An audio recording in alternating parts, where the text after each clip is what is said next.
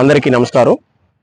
ముఖ్యంగా అనకాపల్లి జిల్లా కలెక్టర్గా ఉన్నటువంటి శ్రీమతి విజయకృష్ణన్ గారికి ముఖ్యంగా నమస్కారాలు తెలియజేస్తూ, ఇప్పుడు ప్రస్తుతం 2023 సంవత్సరం నవంబర్ నెలలో 7వ తేదీన జాతీయ జెండా ఎన్టీపీసీ వారి సౌజన్యంతో సిఎస్ఆర్ నిధులు అంటే కలెక్టర్ గారి ఆధీనంలో ఉన్నటువంటి సిఎస్ఆర్ నిధులతో 6.5 లక్షల రూపాయల నిధులతో ఈ ఫ్లాగ్ బోస్ట్ పోల్ భారీ జాతీయ జెండాని ఆనాడు ఏర్పాటు చేయడం జరిగింది.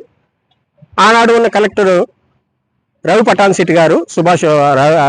సుభాష్ పటాన్ సిటీ గారు నేతృత్వంలో ఎంతో అట్టహాసంగా ఈ జాతీయ జెండా కార్యక్రమాన్ని నాడు జీవీఎంసీ వాళ్ళకి ఎన్నోసార్లు ఫిర్యాదు చేయడం జరిగింది. కనీసం అట్లీస్ట్ ఈ హైమాస్ట్ లైట్లు వెలిగించండి అని.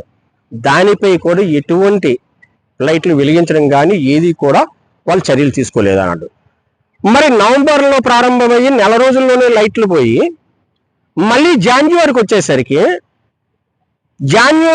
ఫిబ్రవరి నెలల్లో అంటే ఎన్నికలకు ముందు 2024 ఎన్నికలకు ముందు పూర్తిగా లైట్లు వేయడం సరికదా ఆ పక్కన పెడితే జెండానే తీసివేయడం జరిగింది.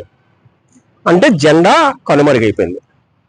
మరి ఆ రోజు సరే ఎన్నికలు అయిపోయి ప్రభుత్వం మారిన అటు మాజీ ప్రధాని వాజ్పేయి గారు ఇటు జాతీయ జెండా ఉంటే ఈ సెంటర్కి ఒక అందం వస్తుంది.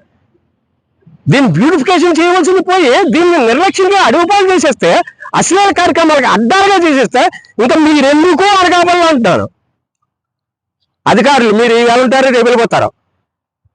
ఈ అనకాపల్లి ప్రజలు ఇటు వెళ్ళేది అనేక వేల వెహికల్స్, కొన్ని లక్షల మంది ప్రయాణించే బ్రిడ్జ్ ఇది. అనకాపల్లి టు ఒరిస్సా వెళ్ళాలన్నా, అనకాపల్లి టు విజయవాడ వెళ్ళాలన్నా సరే ఇదే రోడ్డు. ప్రతి ఒక్కరూ కూడా జాతీయ జెండా చేస్తే గుండెల మీద ఒక ధైర్యం, జెండా చూసిన వెంటనే ఆ ధైర్యం. భారతదేశంలో 44 కోట్ల మందిలో అనేక మతాలు, అనేక కులాలు, అనేక ప్రాంతాలు అన్నీ ఉంటాయి. ఎవరి దేవుళ్ళు వాళ్ళకు ఉంటారు, ఎవరి ఇష్టాలు వాళ్ళకు ఉంటాయి. కానీ 144 కోట్ల మంది గౌరవించి ప్రేమతో చూసుకునేది ఈ జాతీయ జెండాని మాత్రమే. మరి అటువంటి జాతీయ జెండాని మీ